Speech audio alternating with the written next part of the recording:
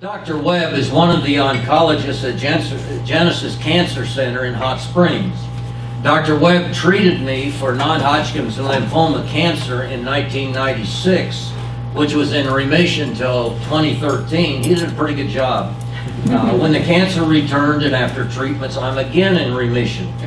By recruiting him for this presentation today, I have his personal cell phone number. You know how hard it is to reach a doctor? At one of our sessions, instead of talking about me, he told me about a foundation called Our Promise Cancer Resources, a 501c3 nonprofit organization to provide assistance to cancer patients and their families. And Dr. Webb is the founder of this foundation and is president of the board. Too often we think of doctors as not being concerned about the whole person of their patients, but only for the disease they are treating. I was excited to find that the oncologists in Hot Springs are concerned for the entire happenings in the lives of their patients. And so today I'm going to present Dr. Webb, and Stacy Pierce is the director of Our Promise. She is going to speak first. She happens by chance to be the daughter of Dr. Webb, and she told me that he has made her work for him since she was 13 years old. She attended the University of Arkansas, graduating there with a psychology degree, and has two children at home. And we appreciate their coming to share with us today, and I'll ask Stacy to come forth at this time.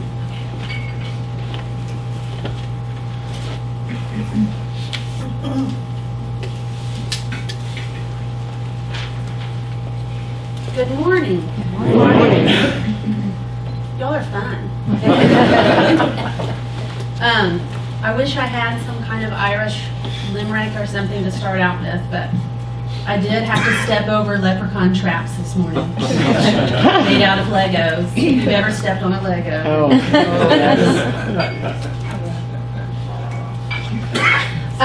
Thank you so much for having both of us this morning. I see several familiar faces. Donna was actually on our original board of Our Promise, which started in March of 2010, so we're about 6 years old. Still growing and still young. But it all came from an idea where Dad saw that patients needed a little more assistance outside of medicine. A lot of patients couldn't pay for their everyday needs, such as groceries, gas to get to treatment, household bills, utilities. So he saw that they were having to make a choice between going to the grocery store or getting their treatment. So that's how Our Promise was born. Promise is actually an anagram. On the back of the brochures, which we'll pass out, you'll kind of see what the P, the R, the O, the M, what all of that means. But those are what we strive to do with Our Promise. Sure. It also has our mission statement on it.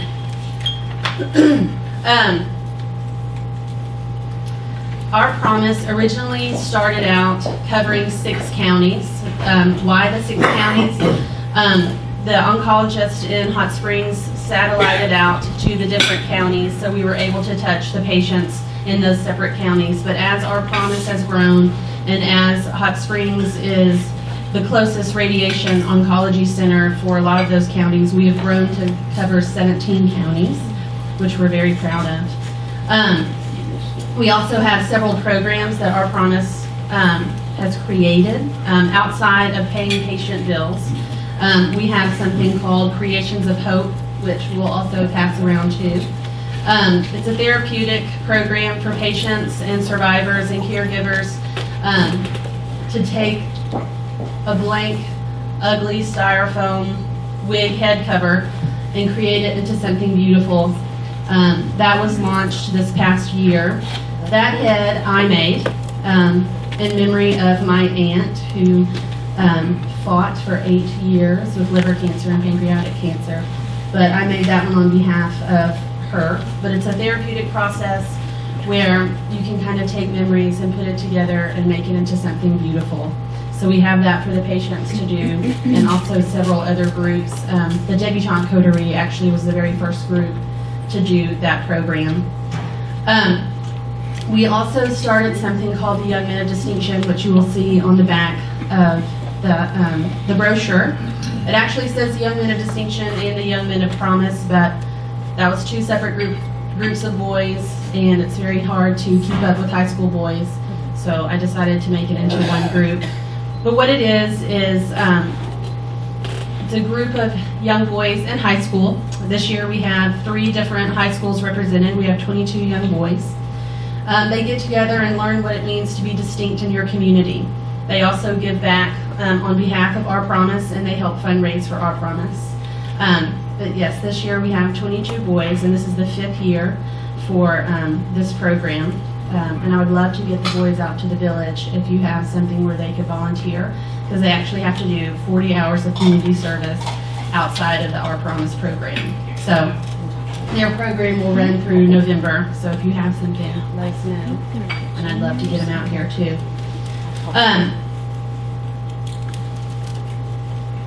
We have over 20,000 patients currently on treatment in those 17 counties, which is amazing. We have over 2,500 newly diagnosed patients in those areas too. So it's very hard to keep up with, so we constantly fundraise. Our biggest fundraiser is always in the fall. It's called the Tailgate. We'd love for you guys to come out, watch a Razorback game, and help fundraise with us. But what we do, primarily, there are 4 different oncology groups in Hot Springs. We have one universal application that we have point people in each one of those clinics that identify patients that may need assistance. The billing department is aware, patient navigators are aware, to help us identify patients that may need a little boost. Until Our Promise makes our millions of dollars, right now we have a cap for each patient to receive up to $500 per year with financial assistance. And that would be their mortgage, their car payment. Gas cards are our biggest program. We have patients traveling in from the village, from Mena, Malvern, Arkadelphia, Nashville, just to have their treatment. And if they're on radiation treatment, we know that's every day for several weeks. So gas adds up very quickly. So that's our biggest program. We also help out with prescription assistance, oral chemotherapy. It's very expensive, thousands of dollars a month for oral chemotherapy. So we try to help out a little bit with those co-pays. So the patients will apply through the clinics, and those applications are approved, and we try to help every single patient that turns in an application.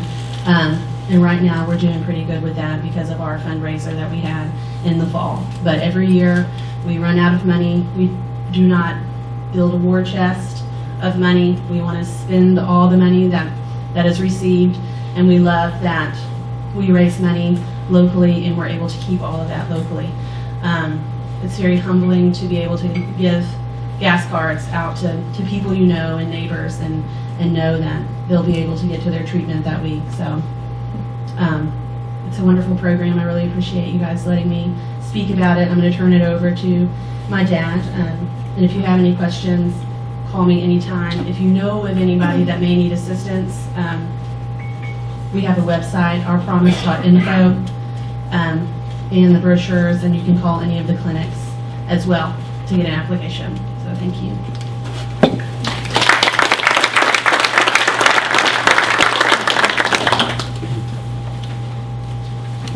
I have an Irish blessing, since you didn't have a limerick. And the Irish blessing goes, may those who love us, and may those who don't, may God turn their heart. But if He can't turn their heart, may He turn their ankles so we know them by their limp.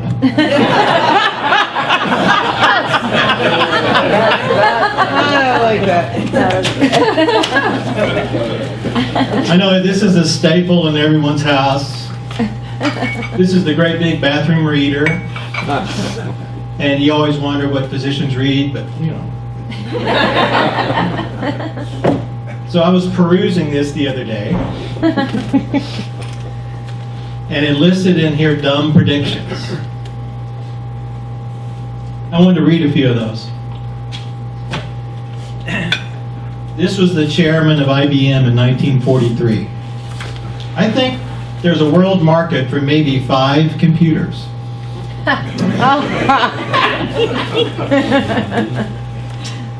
This is Decca Recording Company, 1962. We don't like their sound, and guitar music is on the way out. He rejected the Beatles. The commissioner of the U.S. Office of Patents in 1899. Everything that can be invented has been invented. Oh. And here's my favorite. Bill Gates, 1981. 640K ought to be enough for everybody. Now you could probably take that 2 ways with him. Yeah. I think he was referring to memory. The reason I bring that up is I made a prediction several years ago in American Cancer Society Gala, and I said we will never find the cure for cancer. Of course, everyone stops and puts their drink down because I'm here at a fundraiser. I said, please let me get my second sentence out. We will never find the cure for cancer because there is not the cause. That we will pick them off one at a time. There's over 100 different kinds of malignancies, and we're finding out daily that there's genetic reasons, there's enzyme reasons, there's oncogene reasons for those cancers to be there. Now, what we have not yet figured out is what the exact cause is that turns on a normal cell into a malignant cell. What is that trigger? We don't know yet, but we're going to get there. And I predict that my prediction will also become obsolete. Because every day, this is an exciting time for me, because every day we have something new coming out in regards to some way to treat a malignancy or help a patient through their treatment. But it comes at a cost. And every year that cost gets worse because these new drugs are genetic. These new drugs are boutique. They're targeted therapies. They target a particular enzyme or a particular chromosome or a particular gene that's found unique to the malignancy, which is exciting because that means that drug only goes in and picks on that one cell, cherry picks it, and leaves the rest of the body alone. So it's making therapy much more tolerable, and we're turning a lot of diseases that used to be a death sentence in 6 months into something that's a chronic disease, similar to treating hypertension or diabetes. You know, I tell patients, they say, well, is this curable? And sometimes a lot of times I'll say no. I said, but I can't cure diabetes either. And I can't cure hypertension either. I said, does that mean we don't treat it? No. I said, if we have something that can improve quality of life and offer a benefit, then that's where we should be. So with this increase in costs, as Stacy had mentioned, we became more interested in trying to help patients through it. And a lot of people say, well, what's the difference between you guys and American Cancer Society? Well, I'll tell you, because I was very active in American Cancer Society. I was on the board of directors of the Mid-South Board for the 6 states. I'm very familiar with the financial workings of the American Cancer Society, and we're very involved with them. And we do not necessarily compete directly with what they do. The American Cancer Society is an organization that raises money, and it provides education, and it basically is the main engine funding research to give me the new drugs. Their goal, though, is not necessarily for direct patient support. They do not have funds to go directly to the patients to help them with therapy. They have education programs and certainly the research. So there's a niche. And that's where we tried to fill the gap. And so we raise monies to go directly to the patient. Now, I do not cut, I say I, since I'm one of the ones signing the check this year. But as a board, we do not give somebody $500 check. We get their electric bill, we get their mortgage payment, and we write the check to that. And we pay that directly. So we do not pay for their phone bill, we do not pay for their DirecTV. But we do cover things that helps them to free up funds so that they can have monies for their travel, they can have monies for payment of their co-pays for their drugs. And as Stacy had mentioned, every year this is a zero-sum gain organization, so we try to spend every penny we get. Our overhead is 1 employee. Our office has been donated to us through Wilson Auctioneers. We use their office. Besides that, everything we raise, we try to give away. And these are patients basically who live in the surrounding area who come to get treated in Hot Springs. Not necessarily at Genesis Cancer Center. Anyone who's coming to Hot Springs to get treated, no matter their coverage of insurance, you can have all the insurance in the world and still be eligible for these funds. So it's not strictly on someone's ability to pay. It's the mere fact that these people have joined a club that they didn't want to be in. And rich or poor, old or young, it's non-discriminatory. And so we are non-discriminatory in who we give these funds out to.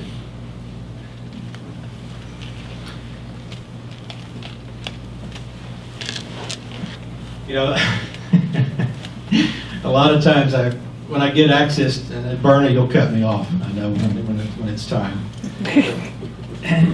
Bernie's heard me preach before.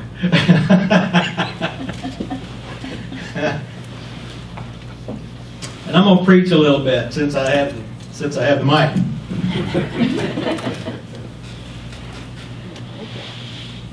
And you may be able to head me off at the pass, but there's only one place in the Bible I know of, and you may be able to tell me different, where God makes us do something. God gives us a lot of leeway, but there's only one place that I know that it states He makes us do something. And it's the second line of the 23rd Psalm. He makes me lay down in green pastures. Now think about that.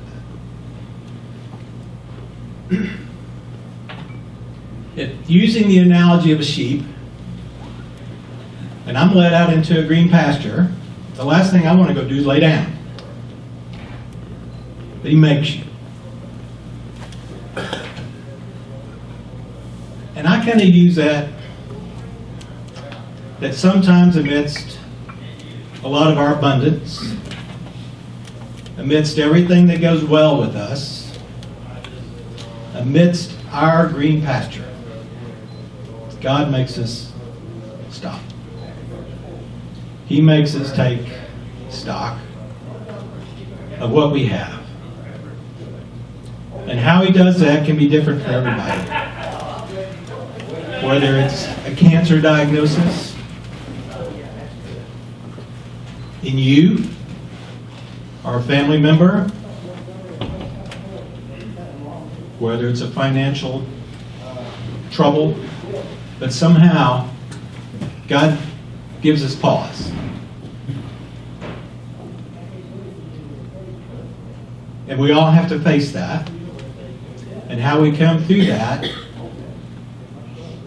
is actually 2 lines down. And we do that because it restores our soul.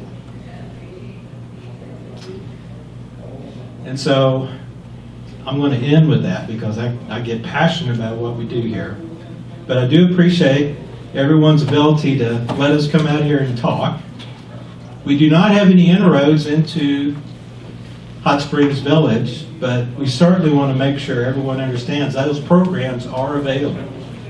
And I know you know many of you, as well as many of your friends, may be getting treatment. We just want to make this available to anybody, at least let you know we're out there. So thank you very much.